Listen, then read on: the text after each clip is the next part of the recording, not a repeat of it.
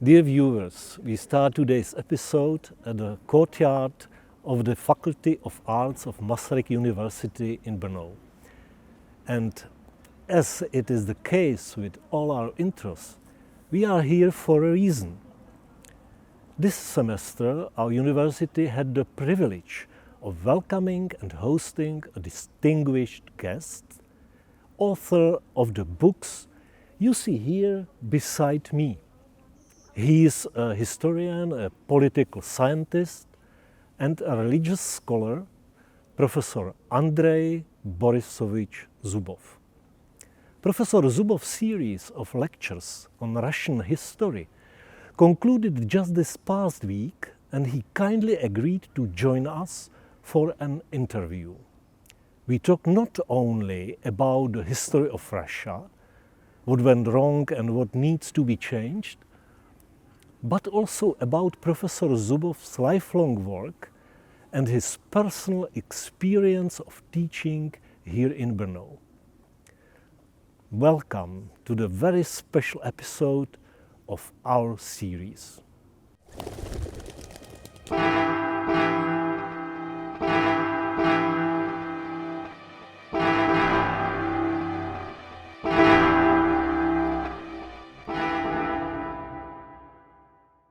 So my first question is for your work and research. I know you are a historian of modern times, but you also deal with religion and even ancient cultures. So how it is possible to combine those? First of all, I want to express my gratitude for the invitation to the university and for the possibility to deliver lectures here. It's a great pleasure for me to have again contact with students. As to my interest in different fields, it's history of religions, history of philosophy, history of Russia, of 19th century, 20th century, and politics, of course. I am a doctor, formally I am a doctor of political science. It's because of a very simple thing. I want to know as much as possible. I want to organize my research in different fields to understand just something. Because comparison is a very great thing in scholar and scientific studies. But it's interesting to have comparison not only among one field, but between different fields of interest. So, for example, religion and history, philosophy and politics. That's why I tried to follow this principle up till now. I would like to discuss your history of Russia in the 20th century. You are the main editor of the book about the history of Russia. And how did the idea to create such a publication come about? So I understand that the main idea was to present a true picture of Russian history, that is the truth that does not hide or obscure the facts and paradoxes in history? Yes, it's just what you said. But the history of emerging of this book is interesting in itself. Because I was not a historian of Russia. And never I supposed to do something as like a standard history of Russia in the 20th century. Though I wrote some articles about the history of Russia in 19th century and published them in one of our magazines, Новый мир. And suddenly, unexpectedly, I received a telephone call. It was in 2006, and one of my old friends with whom I didn't met for many years told me that Alexandrem Solženicem read these articles in Новый мир, and he liked Новый мир very much since Новый мир published all his novels, as you know, and asked me to help him to prepare a new standard history of Russia, since it's necessary to have a new standard history of Russia, and not communist-oriented. Of course, I agreed. I knew Alexander Solženicem, not very close, but I knew him personally before. And I accepted his invitation. We met, we discussed details, and I understood that I ought to organize process, and he will look for the written text to edit as an editor. And we start to work. Since I am not a specialist, I invited many specialists in different small fields of Russian history, both from Russia and from abroad, both Russian immigrants and Western scholars. For example, Richard Pipes was one of them, and Vittorio Strada, Italian specialist professor in Venice University. And we did this great book, great because it's two great large volumes, in 9 months. In 9 months, this work was finished, and then it was published. But later on, some difference occurred. Alexandrem Solženicem decided that this attitude is not very close to him, and refused to be in the list of authors as a supreme editor of the book. So I turned to be the only one editor of this book. It happened this way, and the book was published after the death of Solženicem in 2009. Yeah, this is very interesting. You know, Alexander Solženicyn's figure has been known in the Czech society, in the Czech environment since the 60s, maybe. You knew him personally. What would you say about him? I knew him personally, but sure enough that I know him much better as a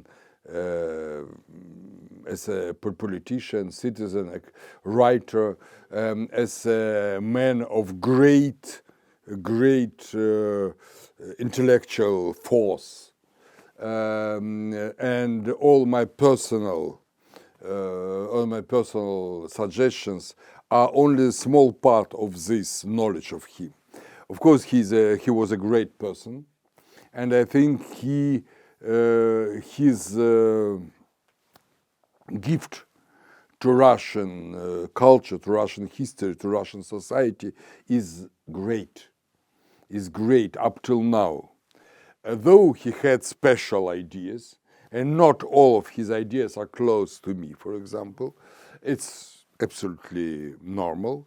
And we had a lot of discussions, but maybe it's interesting to know that, you see, many of these great people understood themselves so high that they didn't allow any discussions with him. He supposed that he is as some Mont Blanc of intellect, and nobody can a right to discuss with them. Solženicyn was not a person like this. Though he was very old and very ill at that time, he continued to be absolutely young in his brains and in his interest to life. He was interested in attitude to Russia, to Russian history of different people, of me, for example, and of my colleagues. He had discussions with me, impersonal discussions with my colleagues, and he may allow himself to agree with different opinions and accept different opinions, not when he sees that his opinion is wrong. And this happened with him up till the last months of his life. Back to the history of Russia in the 20th century, I know that it is a huge space of time, or a great number of events and ideas. But you often use the term catastrophe. je katastrofy. A catastrophe for Russia, for Europe, a disaster, a catastrophe for whom? I think that the events which took place in Russia from the revolutionary time, from 1917, was for sure a catastrophe for peoples. I see it in plural, peoples, many peoples of Russia. But it was also a catastrophe for all world, for all Europe, since Russia turned to be not a normal country, maybe not very developed country, maybe obsolete country, but normal country. It turned to be some aggressive monster under the rule of communists. And this aggression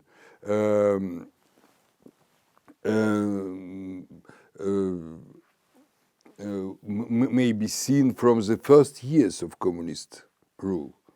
The attack on Ukraine in 1918, attack on Finland in 1918, attack on Baltic states, then in 1920 attack to aggression against Poland, and many other aggressions in around in eastern countries, in Georgia, in Armenia, in Azerbaijan. So communist state turned to be an aggressive state, and not only aggressive. The rule which it bring with force was the rule of totalitarian state, with collectivization of property, with prohibited religion, with very cruel and primitive, in one word, ideology. So Russian communist state was a danger for all the world. And you know that after the Second World War, Russia, communist Russia, turned to be the country which controlled 1/3 of the land of the world. And it was terrible. And Czechoslovakia was one of the countries which was under communist rule, inspired by Russian Soviet communists. That's why events in Russia in the 20th century is interesting, and the result of these events are catastrophic for all the world. Of contemporary Russian ideology, two things fascinate me most as a historian. The negative figures like Stalin are taken positively, because after all he created a great country, a strong state. And the second, that there is such a dislike of the West in Russia, mostly unfair in my opinion. What are the roots of these ideologized attitudes? Roots are very clear. The idea of empire, the idea of increasing empire is in the center of communist ideology. And politicians, rulers who were able to increase Russian empire in this context attested positively, and Stalin is one of them. So we just talk about the fact that after Stalin, Russia turned to be a state which controlled 1/3 of the world. Never before it happened. Why Russians think so much about empire? Why did? I think that's one of the main mistakes of Russian development, even before the communist rule. In the 18th and 19th century, the ideas of empire was common for all great states. Great Britain, France, Spain, Germany a little bit later, all these states think about empire. But the idea of empire collapsed during the First World War. European thought understood very well that empire, national empire, aggressive national empire is the way to catastrophe. You see again this word. And that's why the ideas start to change. And maybe after the Second World War, European world annihilates this idea of empire and prefer to speak about equal relations between different states. And you know that NATO or European Union or United Nations is a system of equal rights of many states. But Russia, because communists isolated it from all other countries, preserved this imperial idea up till now. It's very long to say why this idea is so successful in Russia, but it is successful up till now. And both communists and today's rulers, Mr. Putin, they continue to exploit this idea of imperial predominance of Russia over other countries, for example, Ukraine now, or some other countries, even countries of the eastern part of Europe. And Putin told his prime minister, Mr. Kasyanov, not once, that you don't ought to express equal relations to Ukraine, to Belarus, as to France or Great Britain. Ukraine and Belarus is semi our state, so we ought to have different attitude to him, not so respectful as to great European countries. It's the first situation, and I think that, of course, it's a very bad idea and it ought to be improved. The idea of, British people also think in 19th century that Great Britain is the greatest country of the world. It controls 1/4 of the terrain, but now situation has changed. Not only in practice, but in brains also. And an anti-Western attitude. Absolutely understandable idea. For people who want Russia to follow Western patterns of political development, of course, Western world is interesting and it accepted positively.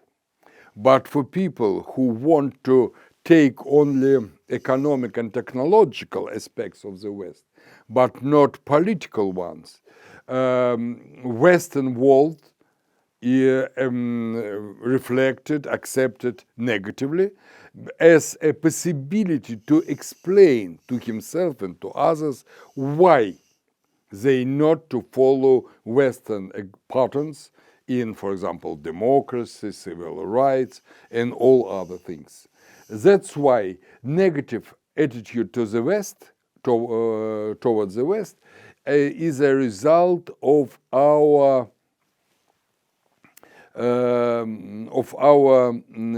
attitude to the first world.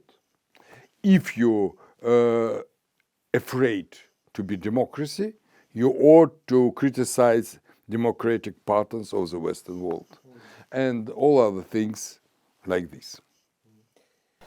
Some Czech intellectuals use the term Russia outside Russia. You are now, hopefully, for a short time, also Russia outside Russia. How do you now understand your task? What is your main goal? Do you want to be rather active politically, or do you want to be free to do research, historical research? Today, mass communication changed greatly if compare it with the beginning of the 20th century, when first Russian immigration occurred in Czechoslovakia, for example, or in Europe in general. And now it's possible to be physically out of Russia and continue to be in Russia by your words, by your activity, by your feelings. And I continue be in Russia. I write almost each day some article in internet. I deliver some lectures in Russian language for Russian people, for Russian-speaking people, and all over the world, in Europe, in Russia, people can listen it, can read it. So I don't feel be out of Russia. I feel to be in Russia now, just as before, but in some more safely position, since physically I am here in Brno, in Czech Republic. And I see my obligation, my task now, to explain the truth about Russia to foreigners, to European community, to help to assist European community to find better ways to improve situation in Russia, in this terrible war between Russia and Ukraine. And on the other hand, to continue to be one of the Russian politicians, one of the Russian scholars, to help my nation to change its attitudes from these imperial attitudes, other wrong attitudes, some maybe Führer-oriented attitudes, to more modern, democratic, and the psychological method.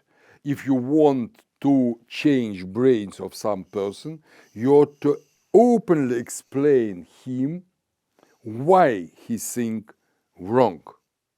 So I just do so in all my works in history of religions, in history of philosophy, in all my public activity now here in Brno and all over the Europe. Now that you are familiarizing yourself with the Czech Republic, with the Czech university environment, what interests you most about it? What has surprised you? Now we have worldwide culture. And of course, universities all over the world are in some way comparable.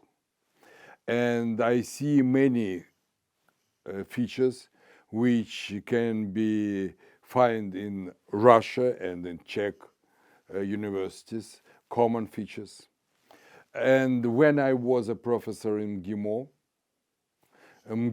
also university of foreign relations, it was in many aspects looked like Masaryk University.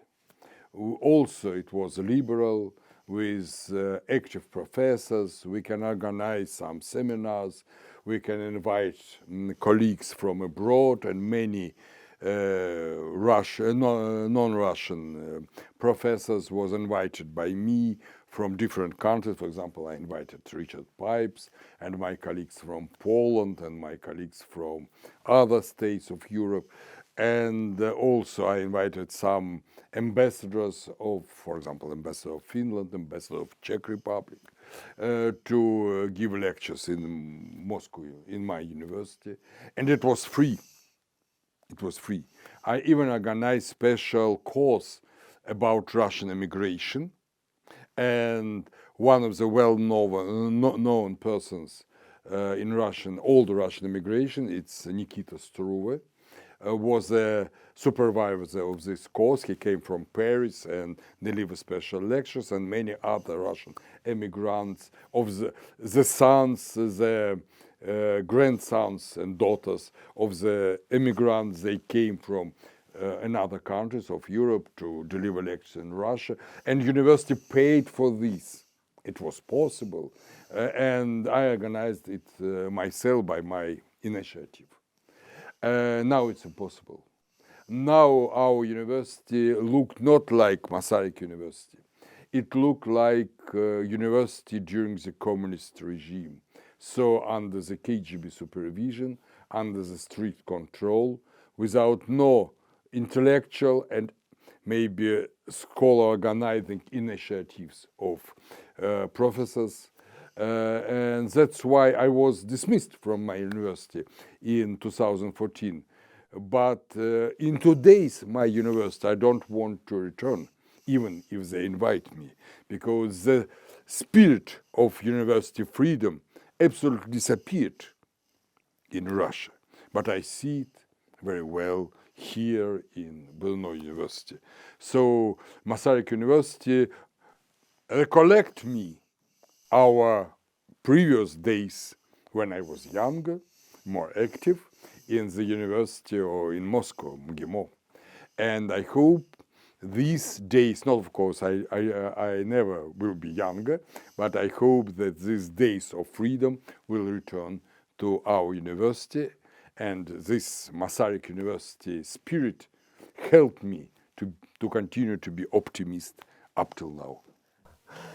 Dear Professor Zubov, thank you very much for your answers, and I wish you good luck and smart and clever students in your teaching at Masaryk University, and thank you for every opportunity to meet you.